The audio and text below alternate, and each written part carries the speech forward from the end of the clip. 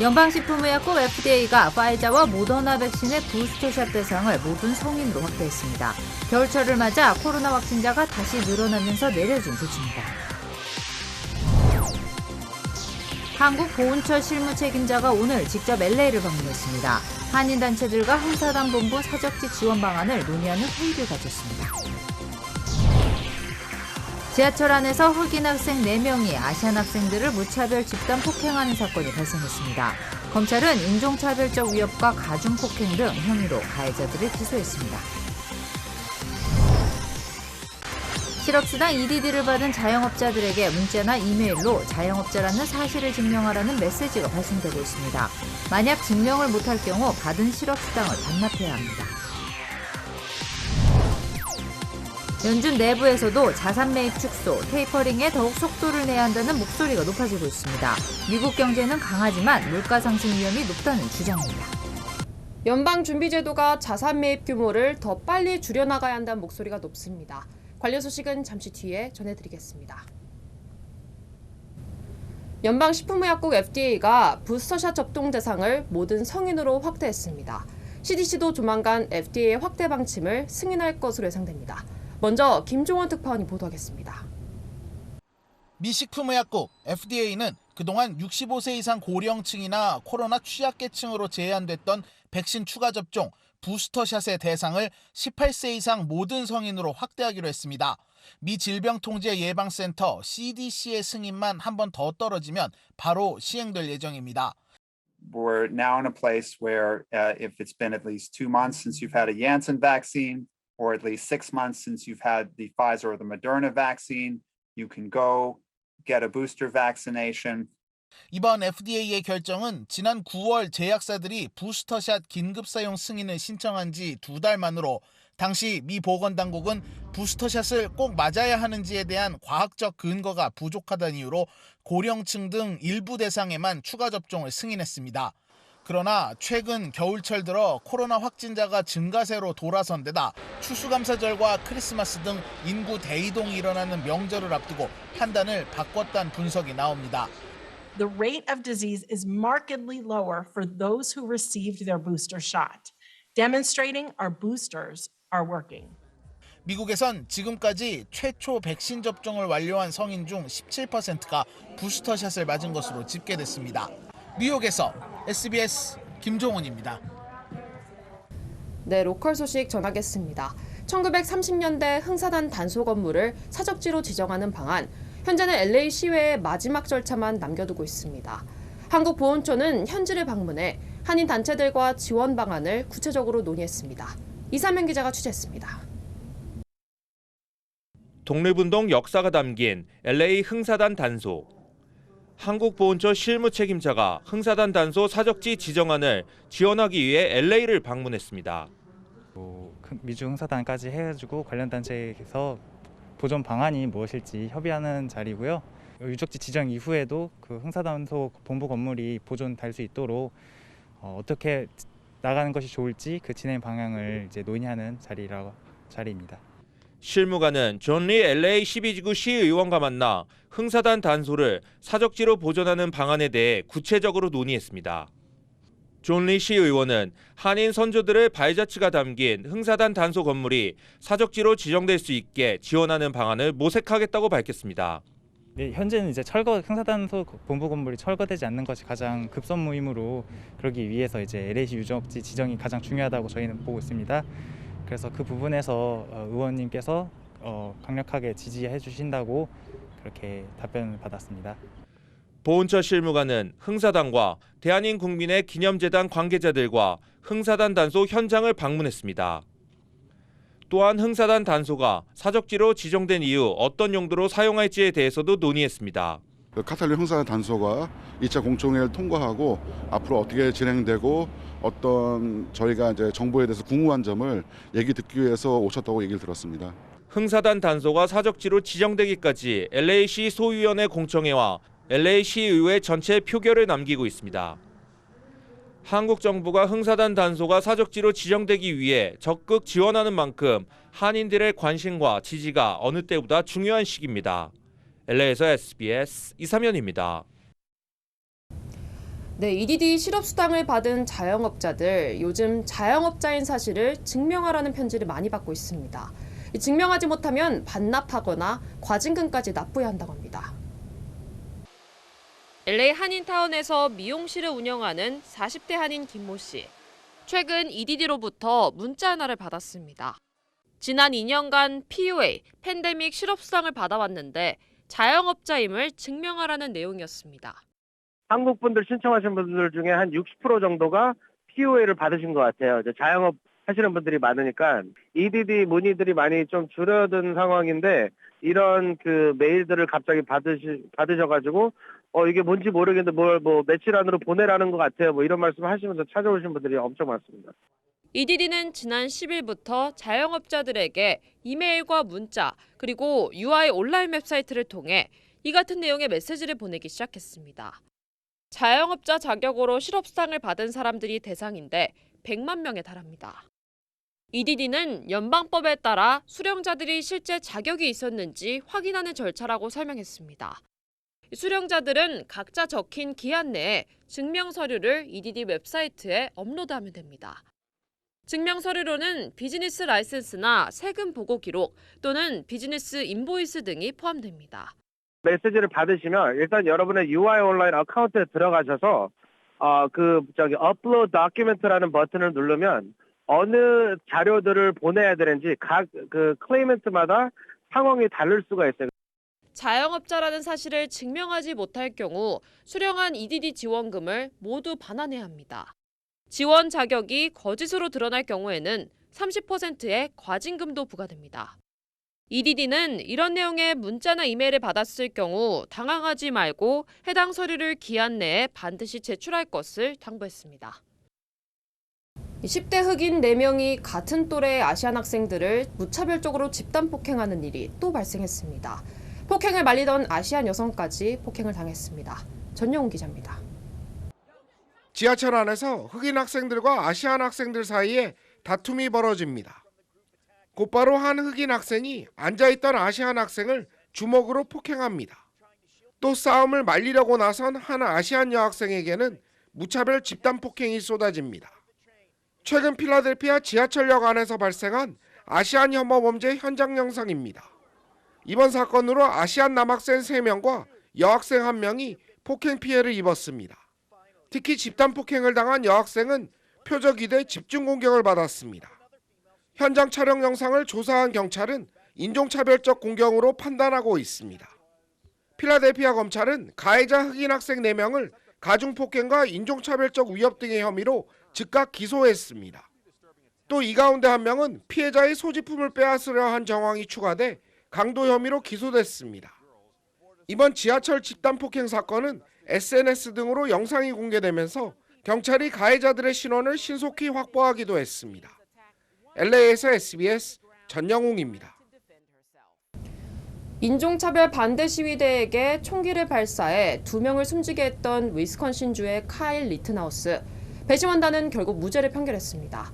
정당 방위였다는 것이 배심원단의 판단이었습니다. 이사면 기자입니다. Kyle H. Rittenhouse not guilty. 판결이 내려진 직후 리트나우스는 눈물을 쏟아냅니다. 인종차별에 항의하는 시위대에 총격을 가해 2명을 숨지게 한 카일 리트나우스가 무죄로 풀려났습니다. 피고 리트나우스의 모든 혐의에 대해 무죄 판결을 내렸다고 밝혔습니다. 법원에서 열린 공판에서 배심원단은 2건의 살인과 1건의 살인 미수 등의 혐의로 기소된 카일 리튼하우스에게 모든 혐의에 대해 무죄 판결을 내린 겁니다. 재판 과정에서 미국 사회는 두 편으로 나뉘어 팽팽히 맞섰습니다. 당시 만 17세에 불과했던 10대 청소년이 저지른 이 사건은 총기 소유 권리와 정당 방위의 정의를 둘러싼 거센 논쟁에 불을 붙여왔습니다. 보수 진영에서는 정당 방위가 맞다고 주장한 반면 진보 진영에서는 통제 불능의 총기 문화를 비판하고 있습니다. SBS 이사면입니다. 네, 심각한 유럽의 코로나 재확산 소식입니다. 독일의 하루 코로나 확진자 수가 6만 5천 명을 넘었습니다. 보건당국조차 비상 상황이라고 긴장하고 있습니다. 정준영 기자입니다. 독일 베를린에 있는 한 식당. 코로나19 백신 접종 증명서를 가진 사람들만 식당 안으로 들어갈 수 있습니다. 최근 신규 확진자들이 급증하면서 독일 의회는 백신 접종자들에 대해서만 실내 시설 입장을 허용하는 법안을 통과시켰습니다. 독일에서 어제 하루 집계된 신규 확진자는 6만 5천여 명, 하루 확진자가 6만 명을 넘어선 것은 이번이 처음입니다.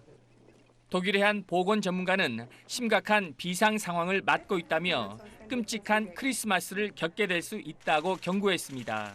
Die jetzt ergriffen werden müssen, nicht notwendig gewesen, wenn wir mehr geimpfte Menschen hätten. Und es ist nie zu spät, sich impfen zu lassen. Auch jetzt kann man noch.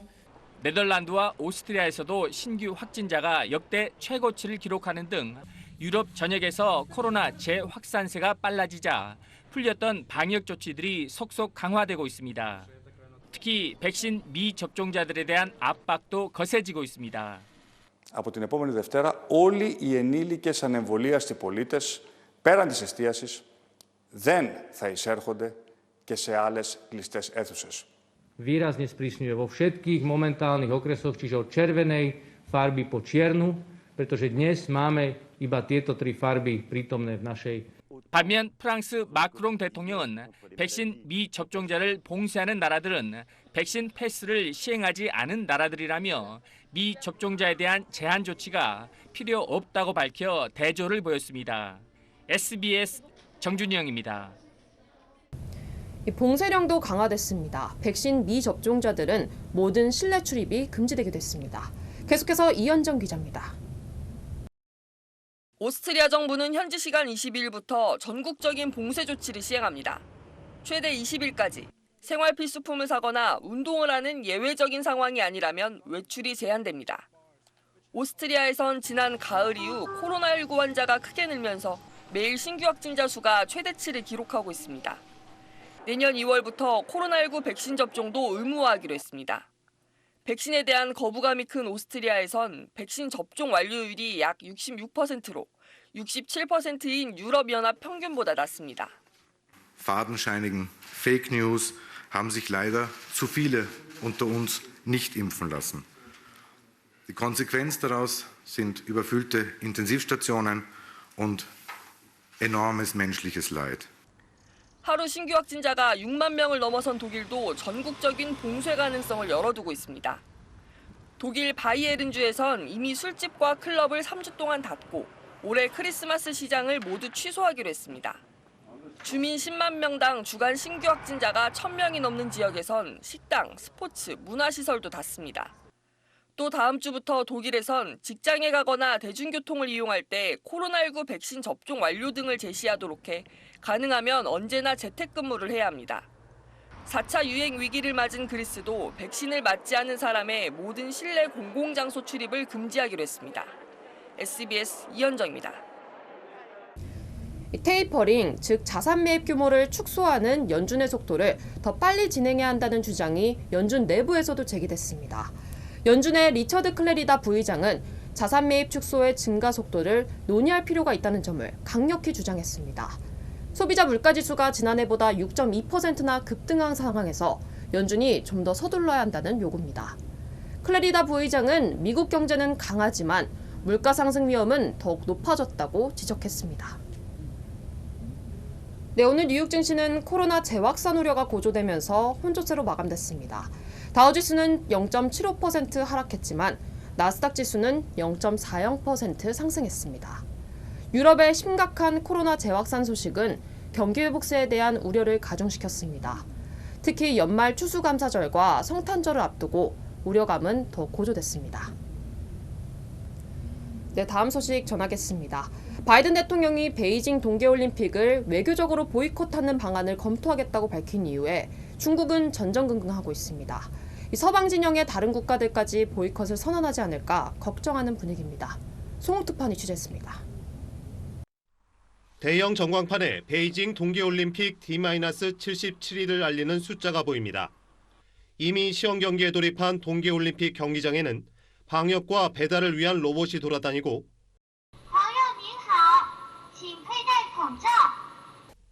방문자의 발열과 동선까지 추적하는 감시 카메라, 5G 기반의 첨단 장비들도 설치됐습니다. 228项技术陆续在车试赛、运动员训练及冬奥会相关筹备工作当中得到了车试应用。 이번 동계올림픽은 시진핑 국가주석의 3연임이 결정되는 내년 당대를 앞두고 중국에서 열리는 가장 큰 국제 행사입니다. 중국은 이번 올림픽을 성대하게 개최해 중국의 위상과 체제의 우월성을 전 세계에 과시한다는 계획입니다. 하지만 미국과 유럽 의회에 이어 바이든 대통령까지 외교적 보이콧 가능성을 시사하자 중국은 신장 위구르 인권 탄압은 거짓이라며 강하게 반발했습니다. 将体育运动政治化有违奥林匹克精神，损害的是各国运动员的利益。 유럽이 인권을 중시하는 만큼 신장 문제를 앞세운 바이든의 보이콧 언급이 서방 진영의 연쇄 보이콧으로 이어질까 우려하고 있는 모양새입니다. 미중 정상회담 사흘 만에 미중 관계가 다시 시험대에 올랐다는 평가도 나오고 있습니다. 베이징에서 SBS 송욱입니다. 한미일 외교 차관 공동 기자회견에 불참했던 일본이 불참 이유를 한국과 미국에 대한 배려였다는 억지 주장을 되풀이했습니다. 한국 경찰청장이 한국 영토를 방문한 것이 무슨 문제가 되는 것인지 도쿄 유성재 특파원이 보도하겠습니다. 일본 정부는 어제 한미일 외교 차관 공동 기자회견 불참에 대해 한국에 책임을 돌렸습니다. 김창룡 경찰청장의 지난 16일 독도 방문에 대해 한국 측에 강하게 항의한 상황에서 공동기자회견에 모리 차관이 참석하면 마치 방문을 용인하는 것으로 해석될 수 있다는 겁니다. 竹島をめぐる事案に関してですね、我が国の立場に鑑み、到底受け入れることができず、共同記者会見を実施することは不適当だと。 일본 외무성의 한 간부는 공동기자회견에서 한일 관계에 질문이 집중되면 일본 입장에선 해야 할 말을 했을 것이라며 그럼 한미 양국이 곤란해지지 않았겠느냐고 말한 것으로 전해졌습니다. 한국과 미국에 대한 배려에서 고심 끝에 기자회견에 불참했다는 주장입니다. 일본 보수 언론들은 독도 방문은 최악의 시점에 일어난 폭거라는 익명의 외무성 관료 언급을 전하면서 두둔에 나섰습니다. 정의용 외교장관은 오늘 국회에 출석한 자리에서 경찰청장의 독도 방문은 아무 문제가 없다고 강조했습니다. 명백한 우리나라의 고유 영토입니다. 경찰청장으로서의 임무 수행을 한 것으로 우리는 당연한 것으로 판단하고 있습니다. 한미일 외교차관 협의 의제였던 한국전쟁 종전선언 구상과 관련해서도 일본 측은 신중한 자세를 나타내 한일 간 입장차를 보였던 것으로 전해졌습니다. 도쿄에서 SBS 유성재입니다. 네, 반도체 부족 현상에 따른 자동차 업체들의 피해가 갈수록 심각합니다. 미국 자동차 업체들은 필요한 반도체를 직접 생산하는 방안을 추진하기로 했습니다. 한상우 기자입니다. 올해 차량용 반도체 부족으로 인한 전 세계 완성차 업체의 생산 차질 규모는 무려 1,015만 대입니다. 정상화 예상 시점은 계속 늦춰져 공급난이 내후년까지 이어질 거란 전망이 나옵니다. 사태가 장기화되자 미국 포드와 GM은 아예 직접 반도체 생산에 나서겠다고 밝혔습니다. 포드는 미국 글로벌 파운드리와 공동으로 반도체를 개발 생산하기로 했고 GM은 퀄컴과 손을 잡았습니다. 국내 업체 상황도 심각합니다. 지난달 국내 자동차 생산은 지난해 같은 기간에 비해 21.6% 줄었고 수출 역시 18.1%나 급감했습니다. 그러다 보니 소비자들은 제때 차를 받지 못해 속을 태웁니다. 승용차는 5개월에서 8개월 기다려야 하고 화물, 승합차도 넉 달 이상 걸립니다. 특히 반도체가 몇 배 들어가는 전기차는 대기 기간이 1년도 넘습니다. 사전 계약을 오전 9시부터 오픈을 했는데 오전 9시 4분 이내에 계약을 한 사람만 올해 차를 받고 내년 10월 이내에만 받으면 운이 좋은 거다 이렇게 얘기를 하네요. 현대기아차는 고부가 가치 반도체 설계에 집중하고 있습니다. 수익성이 낮은 쪽에는 배정을 안 하고 오히려 이런 전기차나 그런 쪽으로 지금 재배정을 하는 거죠. 그렇게 해서 위기를 지금 단기적으로 이제 극복해 나가는 거고. 직접 반도체 생산에 나서는 건 단순히 부품 수급 외에 앞으로 자사의 자율주행, 전기차 등 특화된 설계와 기술 자립으로 경쟁력을 높일 목적도 있습니다. SBS 한상우입니다. LA 오토쇼가 오늘부터 일반 관람객들에게 문을 열었습니다. 일반 관람이 허용되는 것은 2년 만입니다. 각종 한의사의 소식을 이원정 기자가 종합했습니다. 연말을 맞아 차량 미행절도 사건이 발생해 주의가 요망됩니다. 글렌데일 경찰국은 지난 13일 오전 9시 10분쯤 아메리카나 쇼핑몰 인근 사우스 센츄럴 애비뉴에 주차됐던 차량 내 현금이 도난 피해를 당했다고 밝혔습니다. 경찰은 용의자가 LA 지역 은행 ATM에서 현금을 인출한 차량을 글렌데일까지 따라온 후 운전자가 잠깐 내린 사이 유리창을 깨고 차 안에 있던 현금을 훔쳐 도주했다며 주의를 당부했습니다. 산타애나시가 저소득층 2만 가구에게 $300 선불카드를 지급합니다. 시의회는 빈곤층을 돕고 지역 경제를 활성화하기 위해 다음 달 4일부터 비자 선불카드를 2만 가구에 직접 배달하기로 결정했습니다. 한인타운 인근에서 범죄가 증가세를 보이고 있습니다.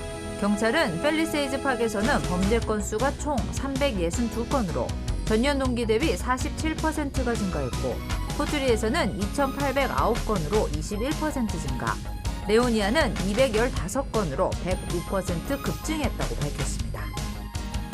최대 약국 체인인 CVS 헬스가 3년에 걸쳐 900개 매장을 폐쇄할 계획입니다.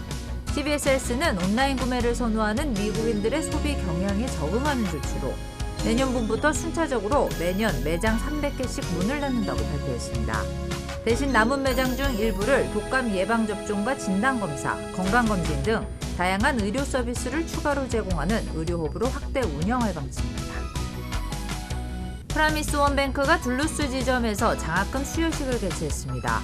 프라미스원뱅크는 초슨재단과 공동 후원으로 진행한 이번 장학금 수여식에서 10명의 학생에게 각 $2,000씩 총 $2만 의 장학금을 전달했다고 밝혔습니다.